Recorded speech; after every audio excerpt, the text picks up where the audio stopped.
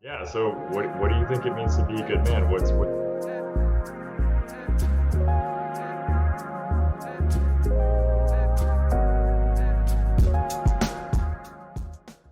If I'm being candid, I don't know if you seen kind of all of the stuff going on, like I guess on the internet with like Andrew Tate or Yeah. folks like that. So I think what you guys are doing is like really important.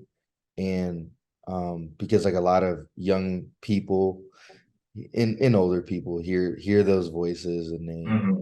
um use it as a justification for their anger, how they treat people. And so I think talking about it in the way that you guys are is really important. And I've been trying to get in that space too, because it's something I notice like just in my community when I'm, um, there's a group here that where I live that mentors kids, and you kind of hear that rhetoric where they'll be like Andrew Tate.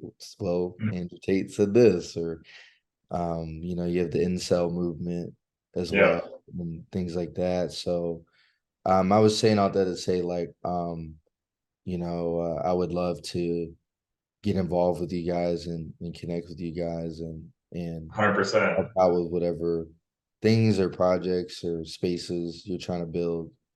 100%. I really appreciate that, and that's exactly the kind of the kind of real conversations can combat the kind of clickbaity ones, like the things that kind of flash over Instagram and get the views and get the clicks. Um, what was your initial reaction to seeing that kind of content? Why don't you agree with it? Like, what felt wrong about like the Andrew Tate movement or like the incel movement? What sits wrong with those popular movements?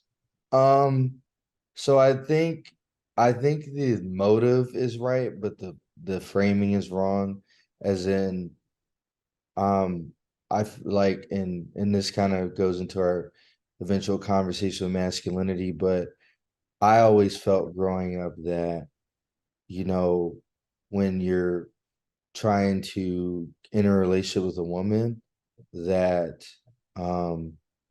their happiness kind of matters more than yours a little bit. Like my dad always taught me, if you have a girlfriend or a wife, you gotta take care of her and you gotta do all this stuff, but he never talked about another person taking care of you too and what that Hmm. looks like. And it Hmm. was always about the man taking the lead, taking care of things. It doesn't matter how you feel, you gotta figure it out and take care of things at the end of the day. And I think addressing that feeling in men, because I see a lot of men that are older than me, they'll be like, "Oh yeah, I hate my wife. Like, I don't get married," and a lot of that is because they don't know how, or they don't voice their feelings, and they just think they're there to work for everybody else's betterment. And I think that needs to change. And I think Andrew Tate, like, I've seen him talk about how, people, pe- a lot of people feel like men's purpose is to work and provide, and how you want to do that only for certain people, or just acknowledge that you matter in other ways. But I think the road he goes down with saying like, men and women are different, which is true, but it's he says like men and women are different to the point where, oh, if he cheats or if men cheat, it's fine, because women are like this and men are like this. But if a woman does it, she's dirty, when it Hmm. starts going into that realm, it's like you're right that things need to change. Maybe men need to prioritize different things, but then trying to use the differences between men and women to justify things that are objectively abhorrent, like cheating, or oh yeah, men or women like terrible men, that's what they like, so be a terrible man if you want women, you know Yeah. so when it goes into that, or like even hey, if you take a girl out to dinner, that means she owes you sex, you know? So it's like when it starts getting there, that is where I feel like it veers off into a direction of feeding in the stereotypes that women like bad boys and drug dealers, and that's what you need to be, and that you can have five wives, and the woman has to stay um you know just with you, and that Hmm. you have a certain authority over her as if you're her father or parents, or when it gets there, it's very reductive, taking us back to the 1950s kind of rhetoric. And I think we can have a better message of challenging the toxic parts of masculinity that he has even pointed out sometimes, and saying, but just because some women might have treated you a certain way, or that is how masculinity is thought of in our society, that doesn't mean that we then have to treat women poorly in order to change that narrative. You Hmm. know, so and I feel like that's kind of what he pushes, and that's just kind of a lot of stuff I'm hearing where um a lot of men will say, oh, these women, they're gonna die lonely, they're gonna do that. And it's really men that it's happening to Hmm. a lot of time, Yeah. you know, Yeah. and I've seen tons of studies that say women that are childless without husbands are way happier than the other way around, Yeah. because we don't have that connection and friendship that women are encouraged to seek out, throughout their lives, where, we are really focused on women, or we're really focused on our careers. And, if we try to connect with other men like that, it's seen as like gay, or, Hmm. or you're less of a man because of those things. So I think some of the things he addressed, just summarize, I think some of the things he addresses is like, he has the problem, right? But the approach is reductive, Yeah. I was pulling out my sticky notes app because I started taking notes. That was such a good breakdown uh, of the Andrew Tate phenomenon, and he encapsulates a lot of the problems of like the negative components of masculinity. You mentioned like men wanting where men feel slighted when they're only in like the be strong, serve, and provide role, when guys really need emotional human connections and often get that from girlfriends and wives, and when they don't, it can be it'd be really painful. Yeah. And Andrew Tate is kind of the anger response to that. Like when you get shut down looking for that, like you get vulnerable and shut down, it's like the Andrew Tate response is the kind of like, fuck it, I'll do it alone. Gym grind, I don't need anyone else. But it really is like, it's like giving up, it's like, all right, like screw everyone, everything's bad, like fuck it, I'm doing it alone. And it ends up in this empty, kind of hateful, angry, lonely space. Like there's no Yeah. way Andrew Tate is an emotionally fulfilled, satisfied guy because he's just got so much anger. Um, Oh and so yeah. it feels like the giving up route. And so it takes a lot more strength to, you get hurt, you get kicked down. Yeah, not all women are angels, and you might get hurt, but giving up is shutting everyone out, saying all women are bad, and going through life alone. It's a lot. It takes more strength to be vulnerable and be like, all right, that hurt. Let's do it again. Yeah. Yeah. And look and be open for connection and love. Um, because the other thing you mentioned was like the difference between the male and female friendships. Like a lot of male friendships are like experience based, like let's go do fun things together, whereas a lot of the female friendships are more emotional based. Yeah. And guys need emotional based connections too. And I think it's really important for guys to get that from friends too. Like it doesn't have to be all or nothing on finding the perfect girl to have that emotional connection. It'd be really nice if it was balanced and you had some awesome group of guy friends you could actually talk to about your problems, and an awesome girlfriend too. Like Yeah. that's way better. And I feel like you're makes the stakes a little bit lower for finding the perfect girl because you have an outlet for within with friends and family for emotional connection. So you brought up Yeah. some awesome points in that breakdown. Oh yeah, 100%, man. I appreciate you saying that. Yeah, he's an interesting character. I mean, even though I don't think he's great for the mental ethos of guys. He does bring up a lot of conversations because he's so polarizing. Oh yeah, yeah, 100%. Like, um, there's so many people see that content because it was all over the place until he got Hmm. banned. Pages were posting his stuff, Yeah. things like that. Hmm. So I think it's he sparked a conversation. I think a lot of us need to come together and fight it, you know. Yeah.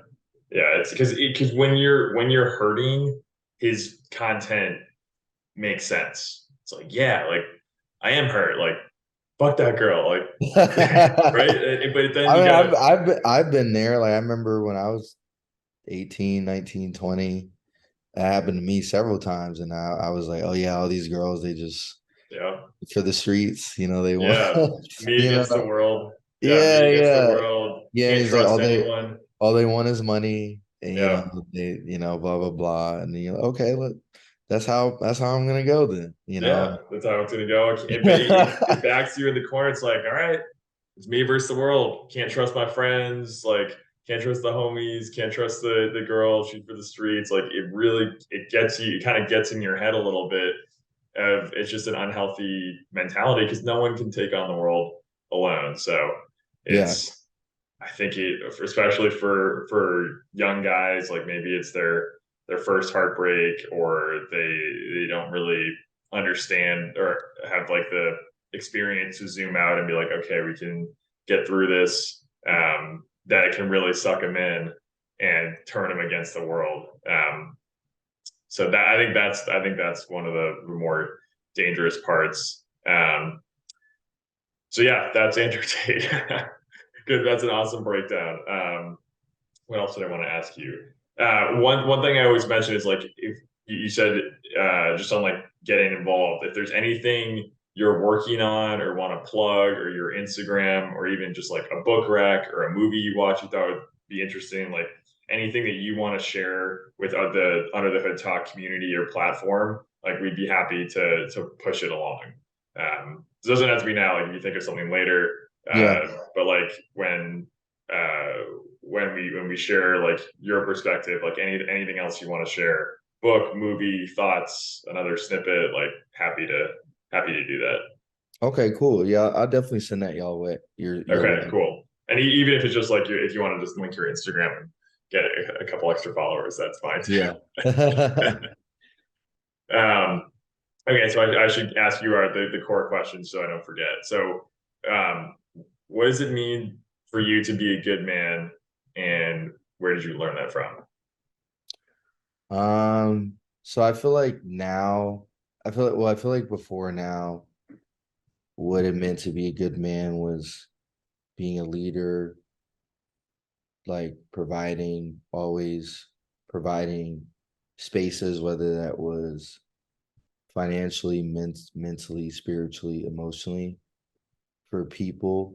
Um, like always being in a role of taking care of and protecting everyone, I would say.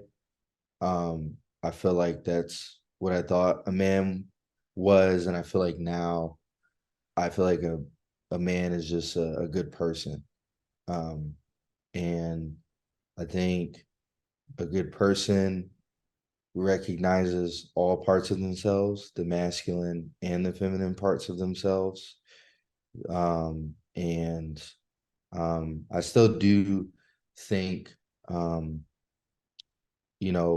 good man protects people and leads because I think that's very important in our communities and things like that. But I think leadership isn't just like, oh, I'm the boss, follow what I say.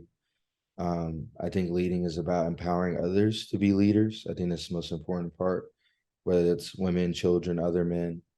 Um, just creating a space where everyone can tap in and lead themselves and like figure out what they want out of life. I think a good man doesn't just take charge and be assertive, but is also soft and vulnerable, listens, is able to follow when they need to, and Hmm. like I said, empower others to be leaders and say, "Hey, I'm going to follow you into whatever I empowered you to do." Um, so I think, um, and really just um, taking accountability, like speaking up for people that may not have a voice. And yeah, so that's what I would say. And where do you think you learned that from? Was it just over time with experiences, or a mentor, or a family member, friend? Yeah, I definitely learned it a lot from, I would say, my dad and a lot of society. Um, I felt like it was mostly society. Like, when you're in school, you learn, you take a girl out on a date and you're the one that's supposed to ask, and you're supposed to pay for it and Hmm. all those things. And I felt like in school, a lot of the most popular guys were the meanest guys ever, same thing with the girls, but it was like the people that were at the top were like people that were very egotistical. They would make fun of or run over others, and things like that. So I feel like from I learned it from that, where it was like, okay, the guys at the top, they show no weakness. They push others down.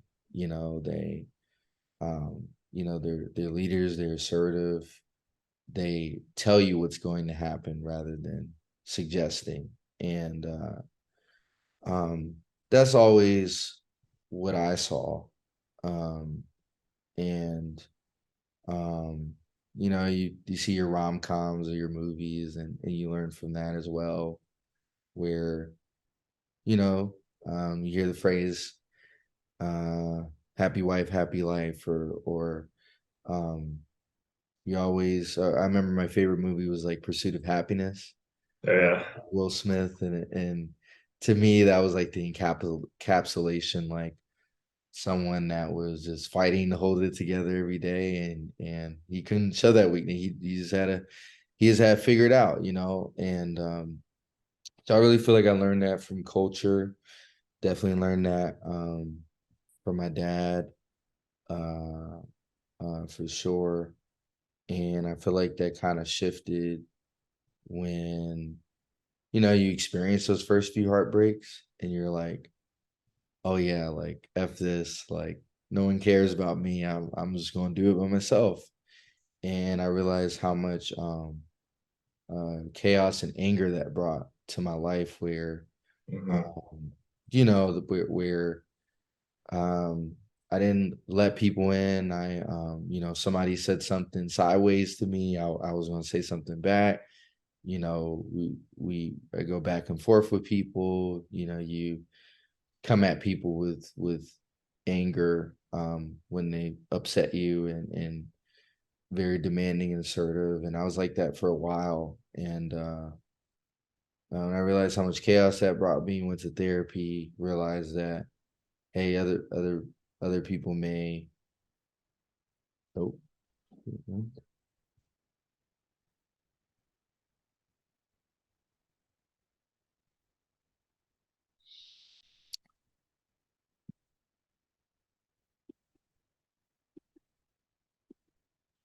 DHA Telecommunications, this is Quentin speaking. How can I help you? Hello. Oh, hi, Miss Angela. How are you? I didn't recognize your voice for a second. Sorry.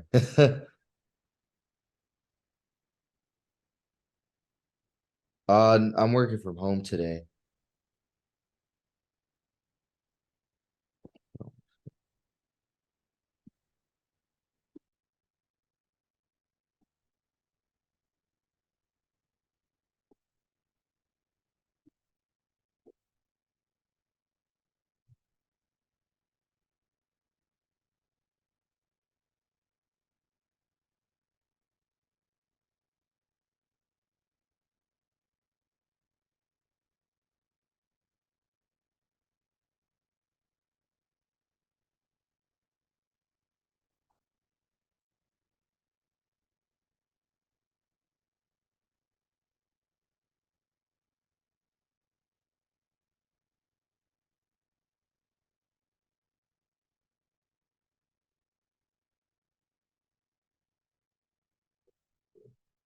Sorry about that. My phone, No worries. my phone or on my computer, so it like cut you Takes off. over. Yeah, Yeah. yeah, no worries.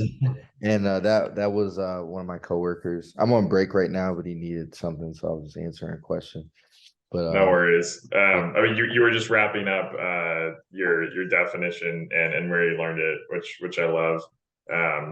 Like you mentioned the like some great leadership and qualities, being strong qualities, but at the same time recognizing that like you can have those and still be aware and celebrate uh, the softer qualities of and it's so important because guys need that same kind of love and connection back. You can't just be strong, assertive leadership 100% of the time with no cracks. Doesn't yeah, usually end well. So I love that balanced definition.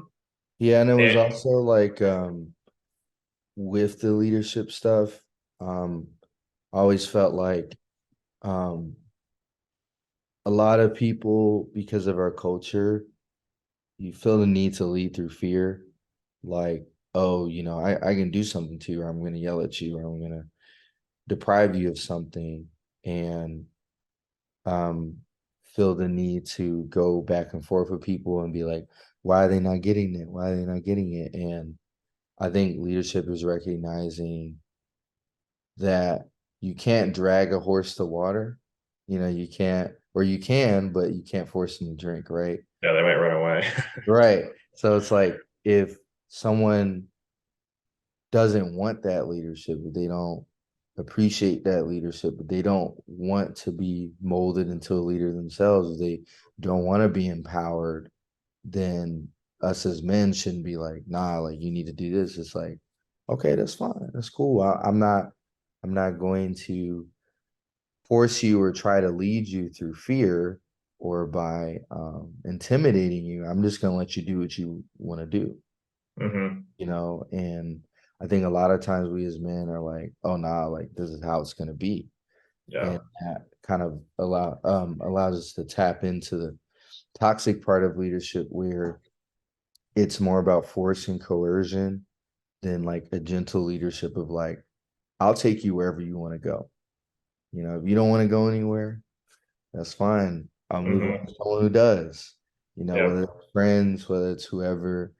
Like if you're a man and your friend does something to you, and you got to speak up, and it's going to bring friction. If that person doesn't want to engage in that conversation, then there's no need to exercise that like leadership of leading that conversation of like, nah, you're gonna listen to me. You Hmm. did something wrong. It's like, okay, cool. You don't recognize what you did, and you can do that over there. Yeah. Yeah. There's a So time and a place because you mentioned like you saw a path where kind of exercising the always being the in the alpha position, always kind of talking back. Like it's a path and it works in some circumstances, but it adds a ton of chaos as you bump up against everyone and friction against everything. And that you just kind of remove some of the chaos in your life, and it became a lot more peaceful on that other path, which I think is a great awareness. right. No, yeah, 100%. So, and it's like, yeah, maybe some people need to be yelled at sometimes, Boundaries. but I think yelling and tapping into the anger hurts us in the long run. Yeah, That if it's all the person time. that person may needed that quote unquote in the moment, but it's like, what damage are you doing long term when you're teaching someone, oh, for me to get it, I need someone to scream at me. Yeah, And that person really needs to learn, why do I need someone to scream at me, to throw anger at me for me to get it, for me yeah, to understand. And I think yeah, we need to push people more in that path.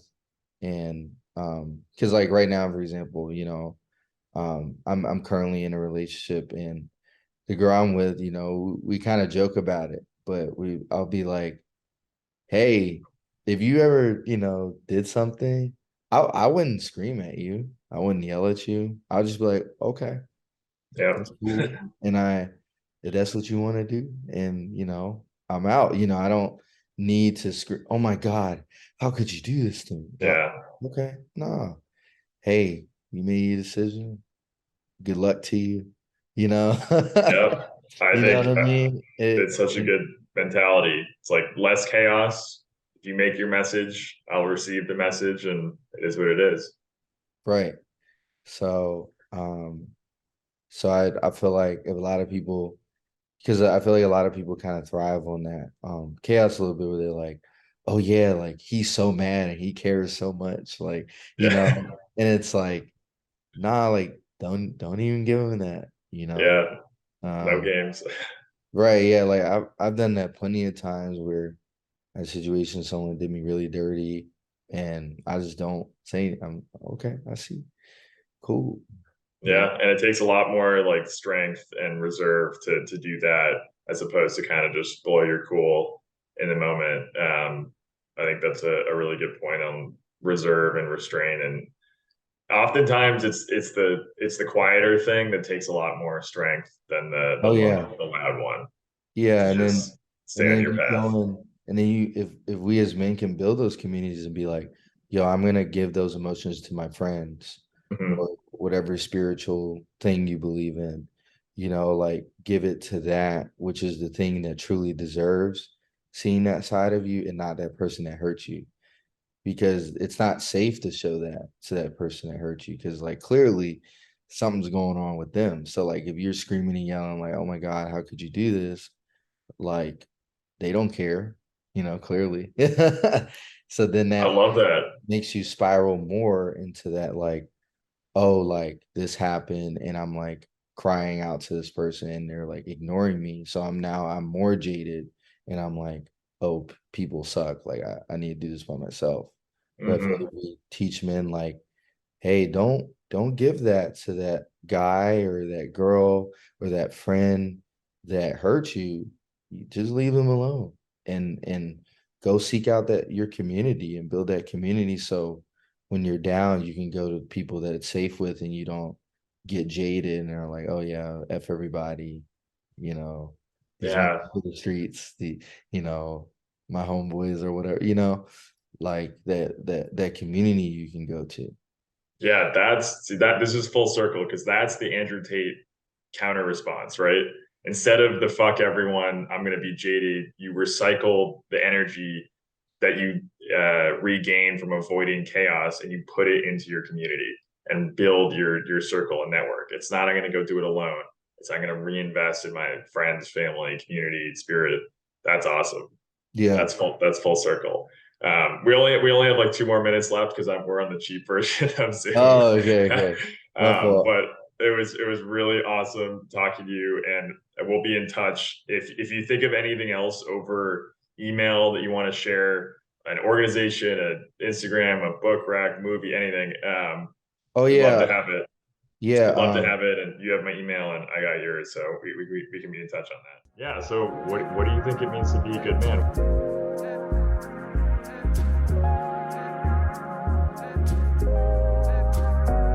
I don't think there's a single definition.